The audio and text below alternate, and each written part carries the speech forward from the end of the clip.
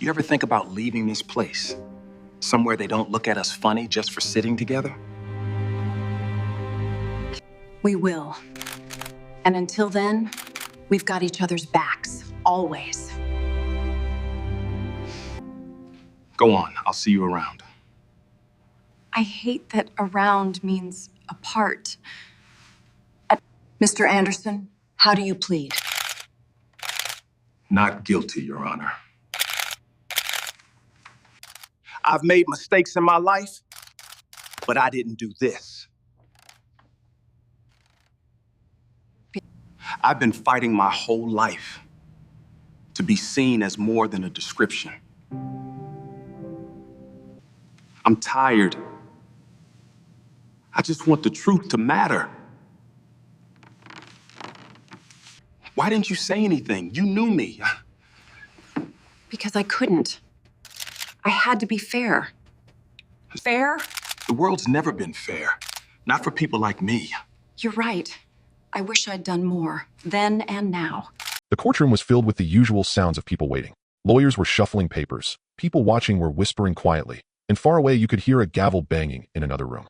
Judge Eleanor Hayes sat at her desk, looking steady and professional. It was just another day, another case. At least that's what she thought. The bailiff called out the case. The state of Louisiana versus James Anderson. Eleanor moved a little in her seat, her hands resting on the shiny oak desk. She looked at the papers in front of her. Assault, robbery, resisting arrest. A familiar feeling of sadness settled in her chest. Another lost person caught up in the system, she thought. When the defendant was brought in, her whole world turned upside down. The man standing in front of her, with chains on his wrists and ankles, was not a stranger. He was James Anderson, her James. Her throat got tight as a flood of memories rushed forward. The summer afternoons they spent racing bikes down the dusty streets of Hammond, Louisiana. The late-night talks under the magnolia tree in her backyard. The promises they made as kids to always have each other's backs no matter what. But the man standing before her wasn't the boy she remembered. His shoulders were hunched. His face was marked with years of hard times. Yet his eyes, those deep, soulful eyes, were unmistakable. Eleanor's grip on the gavel shook. For the first time in her career, she hesitated. The room seemed to get smaller, the walls pressing in as she tried to understand the impossible. James looked up. His expression showed shock and acceptance at the same time. Recognition flashed in his eyes, but he quickly looked away, his head bowing slightly. The courtroom waited. Eleanor forced herself to speak. Mr. Anderson, you stand accused of assault and robbery. How do you plead? James's voice was rough, almost unrecognizable. Not guilty, Your Honor. Her heart pounded. She wanted to stop everything, to demand answers. What had happened to him? How had their paths gone so differently? But her job as a judge demanded calmness. Proceed, she said, her voice steadier than she felt. As the prosecutor began their opening statements, Eleanor's mind raced. This wasn't just any case. This was James. And somehow she had to figure out how to separate her past from her present before it was too late. The courtroom blurred as Eleanor's mind drifted to a time long before her black robes and the gavel in her hand.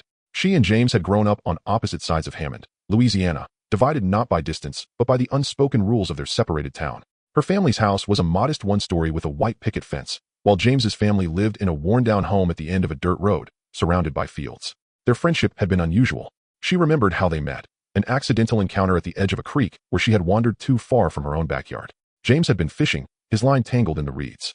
She'd offered to help, and that simple act had turned into years of secret adventures and shared dreams. Eleanor, he had once said, lying on the grass beside her under the stars, you ever think about leaving this place? Like really getting out? Going somewhere people don't look at us funny just for sitting together? She had laughed then, brushing off the idea. But James wasn't joking. Even as a child, he saw the world for what it was, a place that didn't always make room for people like him. Their bond grew deeper despite the whispers, the sideways glances, and the outright disapproval from both sides. But the pressure was always there, like a weight neither of them could shake. And then one day, it all ended. It was the summer before high school when Eleanor's father caught them sitting on the porch together. His voice had been cold, sharp with authority. Eleanor, get inside now. She'd hesitated, glancing at James, who stood frozen in place.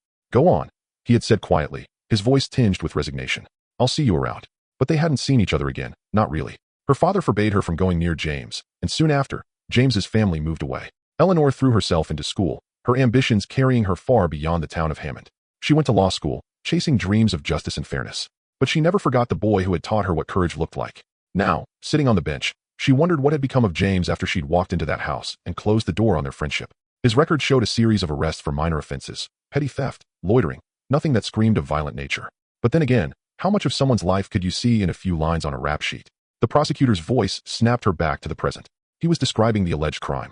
James was accused of attacking a store clerk during a robbery at a convenience store in Baton Rouge. The clerk had suffered minor injuries, and the cash register had been emptied. James was picked up a few blocks away, the cash allegedly still in his possession. Eleanor studied James as the prosecutor spoke. His posture was slouched, his hands clasped in front of him. But his expression was unreadable. Did he really do it? Or was there more to the story than what the prosecution claimed? The courtroom adjourned for a lunch break, giving Eleanor a moment to gather her thoughts. As she returned to her chambers, her assistant Margaret approached with a hesitant expression. "Judge Hayes, are you okay? You seemed a little distracted," Margaret asked. Eleanor hesitated. Should she confide in Margaret?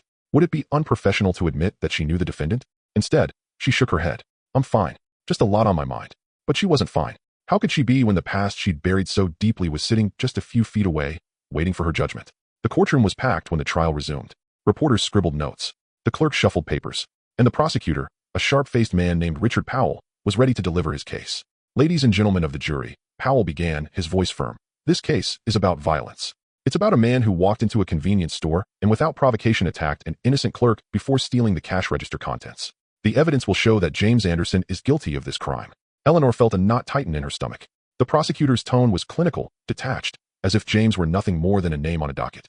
She glanced at James, whose gaze remained fixed on the table before him. The defense attorney, Lisa Porter, rose to present her opening statement. She was young but confident, with a voice that carried across the room. "The prosecution would have you believe this case is straightforward. But it's not. My client, James Anderson, has maintained his innocence from the start. We will show that there is more to this story and that assumptions made on the night of the arrest do not hold up under scrutiny." The first witness was called to the stand, a store clerk who had been working on the night of the incident. He described seeing a man fitting James's description enter the store, argue with the cashier, and then lunge over the counter. His testimony was detailed, but something about it felt rehearsed. Lisa's cross-examination was surgical. "Mr. Chambers, you stated that the man who attacked the clerk was wearing a red hoodie. Is that correct?" "Yes," the witness replied. "Did you see his face clearly?" "Not really. It was dark, and he had the hood up." Lisa nodded, pacing slightly. "So you're saying you couldn't definitively identify the individual who committed the assault?" "Well, no, but—" "No further questions," Lisa said, cutting him off. Eleanor noticed James shift slightly in his seat, his shoulders squaring as if the exchange had given him a small glimmer of hope. The next piece of evidence was a surveillance video from the store. The footage was grainy and poorly lit, showing a figure in a red hoodie entering the store. The prosecution argued that the person in the video was James, but the quality made it difficult to make out any identifying features. As the video played, Eleanor studied it intently. Could this truly be James? The figure moved quickly, grabbing at the counter before disappearing off-screen. The footage ended abruptly, leaving an unsettling gap in the narrative. James's defense was based on an alibi. He claimed he had been walking home from a friend's house at the time of the robbery. The friend, however, was unwilling to testify, citing fear of retaliation from the community. Lisa argued that the lack of a willing witness didn't negate James's innocence, but the jury's expressions hinted at skepticism. As the trial wore on, Eleanor felt the weight of her position pressing down on her.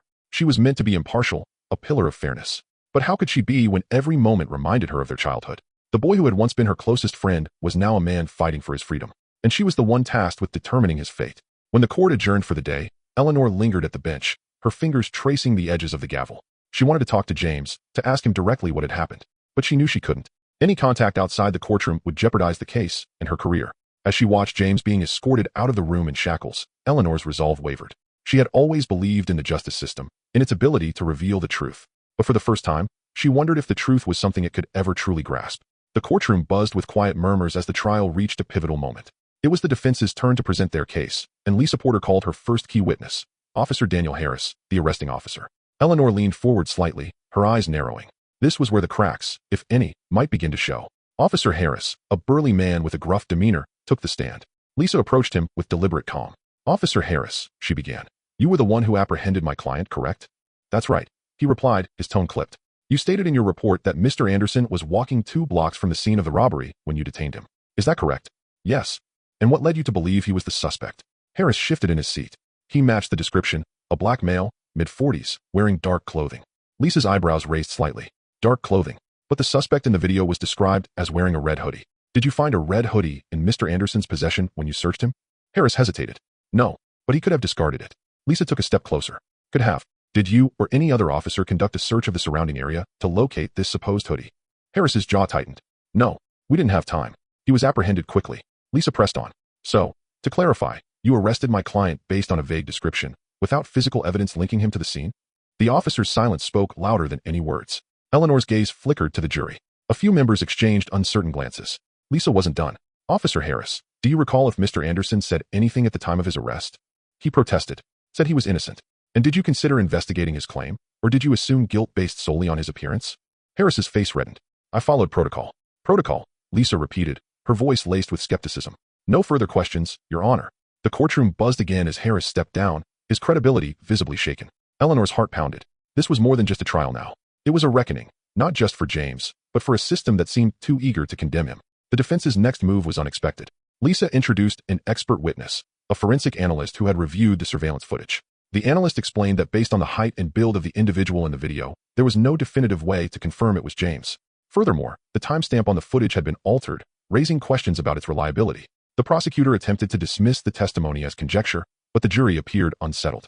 A shadow of doubt crept into the room, and Eleanor could feel its weight. As the day drew to a close, James was given the opportunity to testify on his own behalf. Lisa had warned him of the risks, but James insisted. He stood, chains clinking softly as he approached the stand. His voice, though quiet, carried a raw sincerity. I've made mistakes in my life, James began, addressing the jury directly. I've taken wrong turns, trusted the wrong people. But I didn't do this. That night, I was walking home, minding my own business, when the cops stopped me. They didn't ask questions. They just decided I fit the bill. His voice cracked slightly as he continued. I've been fighting my whole life, fighting to be seen as more than what people assume about me. But this, I'm tired. I just want the truth to matter. Eleanor's throat tightened as James sat back down. His words hung in the air, a plea not just for justice, but for humanity. She glanced at the jury, their faces a mix of emotions, doubt, empathy, and uncertainty. This was it. The truth was no longer confined to evidence or testimonies. It was a battle of conscience, a struggle against the weight of prejudice and assumption.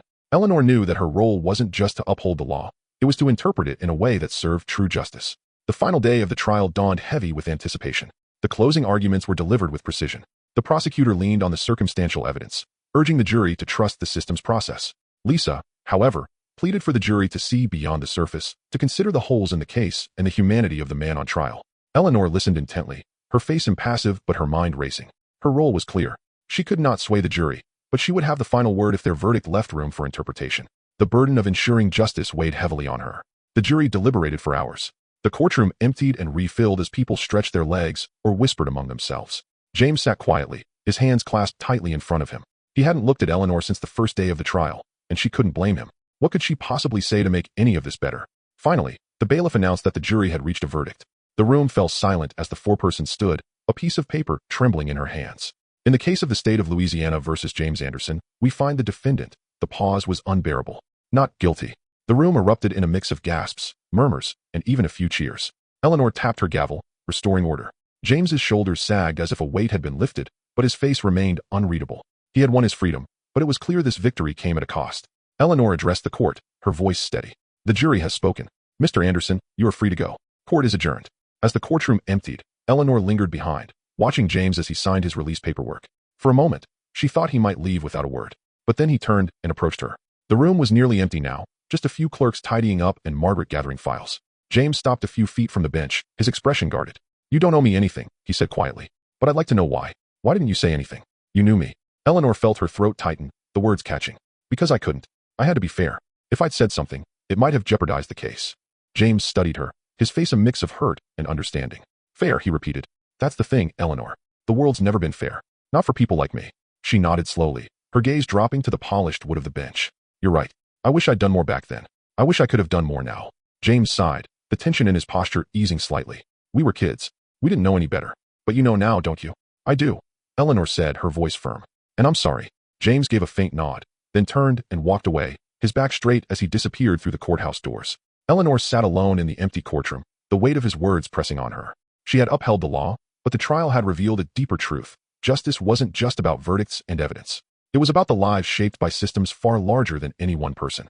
For Eleanor, it was a wake-up call, a reminder that her position wasn't just a seat of power, but a platform for change. As she left the courtroom that evening, the fading sun casting long shadows across the courthouse steps, Eleanor made a silent vow. She couldn't change the past, but she would do everything in her power to ensure the future held more than hollow promises of fairness.